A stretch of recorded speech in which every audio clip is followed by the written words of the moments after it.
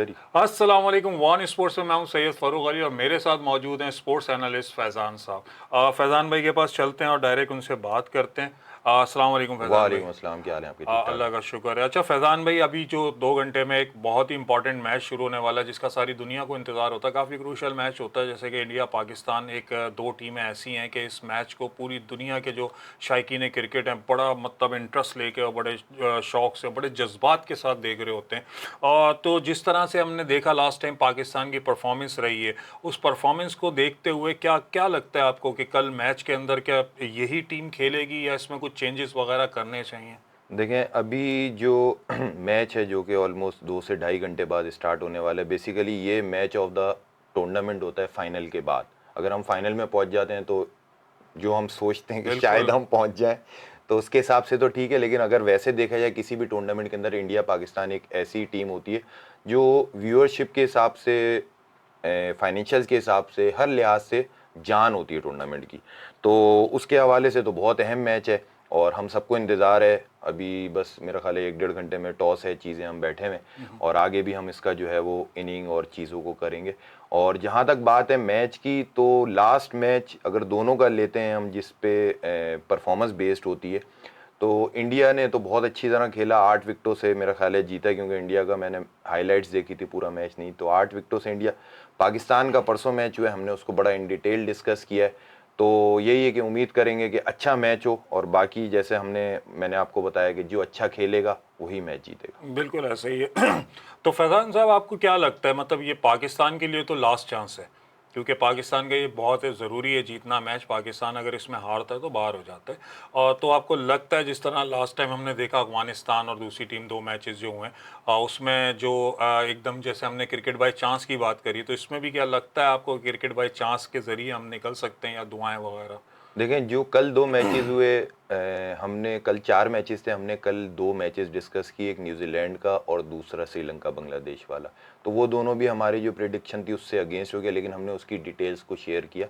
और साथ में आज जो मैच है उसमें भी हम यही कहेंगे कि जो टीम अच्छा परफॉर्म करेगी, जो टीम उस मोमेंट को कैरी करेगी, जैसे कल मिस्टेक्स की दोनों टीमों ने हमारी प्रिडिक्शन के अगेंस्ट, और उन्होंने उस चीज़ को पकड़ नहीं सके मैच को। अब जो आज मैच है, अगर पाकिस्तान और इंडिया का सिर्फ गेम, पाकिस्तान इंडिया का बेसिकली होता ही है कि पाकिस्तान इंडिया सिर्फ और सिर्फ क्रिकेट के बिहाफ पे नहीं होते, क्रिकेट के साथ मेंटली बॉर्डर चीज़ें, हर चीज़ कनेक्ट हो जाती है।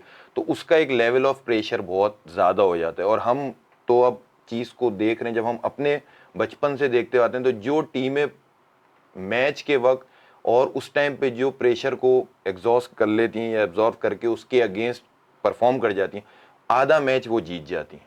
ठीक।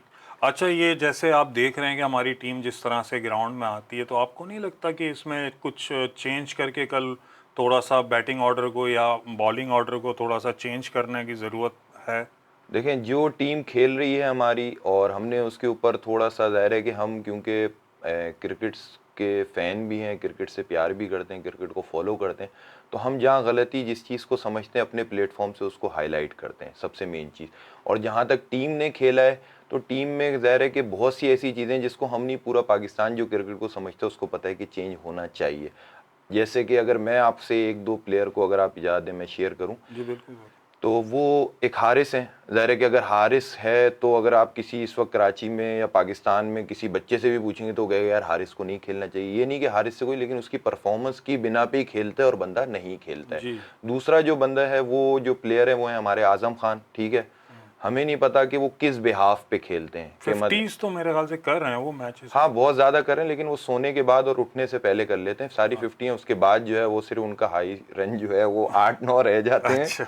तो उसको देखते हुए इतने matches, on a lighter note हमने ये चीज़ डिस्कस की। लेकिन आजम खान को मैंने पहले भी कहा कि आप भी क्रिकेट को उतना ही समझते हैं जितना चांस दे दिया गया है। अगर हम ये चीज़ अपने कराची में, हम लोग अब नाइट थोड़ी बहुत रह गई है, वो खेलते हैं चीज़ें, तो हम इस उसमें भी आके अगर उतनी परफॉर्मेंस नहीं दें, तो हमारा अपना दोस्त भी होगा तो वो शायद हमें साइड से आके कह देगा यार अगला मैच तुझे नहीं खिलाएंगे।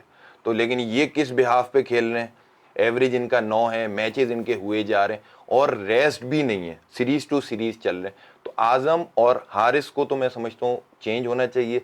साथ में थोड़ा सा मेरा डाउट ये है कि एक तो अच्छा सॉरी, सॉरी, मैं आपकी बात काटूंगा। आजम खान क्रिकेट के साथ साथ ग्राउंड में भी मेरे ख्याल से एडजस्ट नहीं हो पा रहे हैं। फील्डिंग का थोड़ा सा बेसिकली आपकी बात बिल्कुल सही है कि आजम खान का इशू ये आ रहा है कि बेसिकली टीम में हमारे जो लास्ट टीम मैच खेला है तो उसमें तीनों कीपर खेल रहे हैं।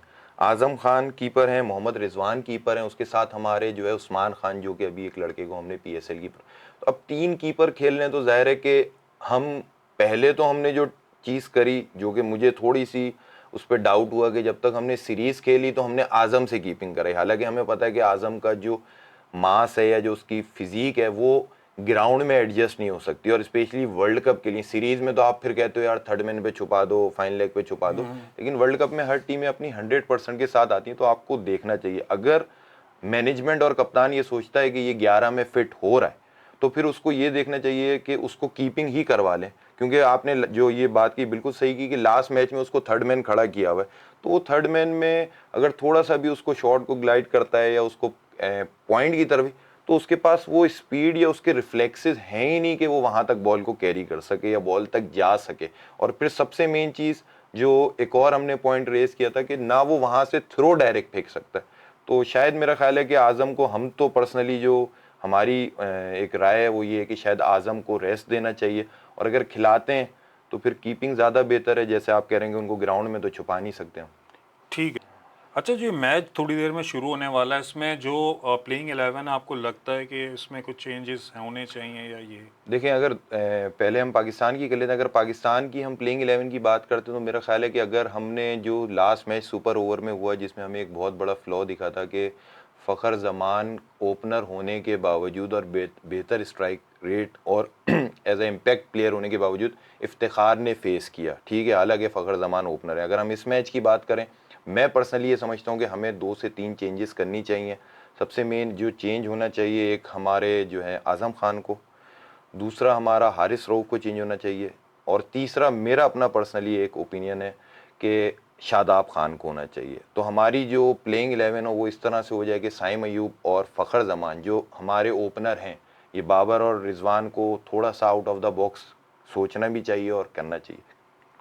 साइम अयूब और फ़खर जमान हमारे ओपनर हैं, और साथ में बाबर आज़म, उसके बाद रिजवान, उसके बाद उस्मान खान, और उसके साथ अगर हम देखते हैं इफ्तिखार, फिर उसके बाद जो है इमाद वसीम है हमारे पास, शाहीन, आमिर, नसीम, और मैं समझता हूँ कि हमें इब्रार अहमद जो हम लेके गए एक मिस्ट्री बॉलर है। अगर हम कल का भी मैच देखें जो अभी न्यूजीलैंड इसमें, तो एक मिस्ट्री और एक चेंज बॉलर जो है वो इंडिया को भी वो कर सकता है और साथ में हमें भी आसानी कर सकते हैं, क्योंकि शादाब ऑलरेडी एक तो परफॉर्मेंस उसकी लो है और साथ में ये कि इंडिया ऑलरेडी उसको काफ़ी टाइम खेल चुका है। तो जब तक आप थोड़ा सा प्लान चेंज नहीं करेंगे जैसा कि माजी में होता था, तो हम उसके बगैर नहीं लेके चल सकते। जहाँ तक आपने बात की इंडिया की, तो इंडिया में मेरा ख्याल है कुलदीप जो कि लास्ट मैच नहीं खेले थे, लेकिन मेरा ख्याल है वो कुलदीप तो हर हालत में खिलाएंगे, क्योंकि हमने पिछले 2 या 3 मैच देखे तो कुलदीप हमारे बैट्समैन के लिए बहुत बड़ा थ्रेट है।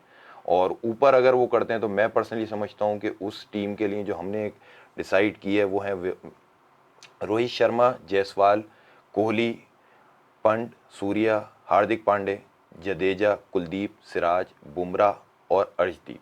तो हमारी जो 11 पाकिस्तान और इंडिया की है वो ये है। बाकी हम देखते हैं कि इंशाल्लाह ताला मैच शुरू होने वाला है, और उम्मीद और दुआ यही है कि पाकिस्तान अच्छा परफॉर्म करे, जीते। और जो आपकी ये बात कि अगर हम आज परफॉर्म नहीं कर सके या आज हम अल्लाह ना करे हार जाते हैं, तो काफ़ी हद तक नहीं 80% हमारे लिए जो है वो वर्ल्ड कप ख़त्म हो जाएगा, क्योंकि हम थोड़ा बहुत एज अ नेशन और एज अ टीम अमेरिका से हार के गिर गए हैं। लेकिन अगर हम इंडिया से हार जाते हैं तो हम बिल्कुल ही फ्लैट हो जाएंगे, और अगर हम इंशाल्लाह जीत जाते हैं तो फिर उम्मीद करते हैं और फिर हर पूरी पाकिस्तानी कौम की ये दुआ होगी कि हम आगे राउंड में जाएंगे भी और सेमीफाइनल फाइनल भी खेलेंगे। चलें जी, हमारी भी दुआएं पाकिस्तान के साथ हैं। ये तो मैच फैसला करेगा, जो अच्छा खेलेगा वो जीतेगा। बहरहाल जी, मैच शुरू होने वाला है थोड़ी देर में, आप लोग भी मैच देखें। पाकिस्तान जो है वो इंशाल्लाह हम उम्मीद करते हैं अच्छी परफॉर्मेंस देगा। इंशाल्लाह हम फिर वापस आएंगे प्रोग्राम मैच ख़त्म होने के बाद, फिर इसके बारे में हम बात करेंगे जो भी रिज़ल्ट रहता है। जब तक के लिए हमें इजाज़त दीजिए, अल्लाह हाफ़िज़।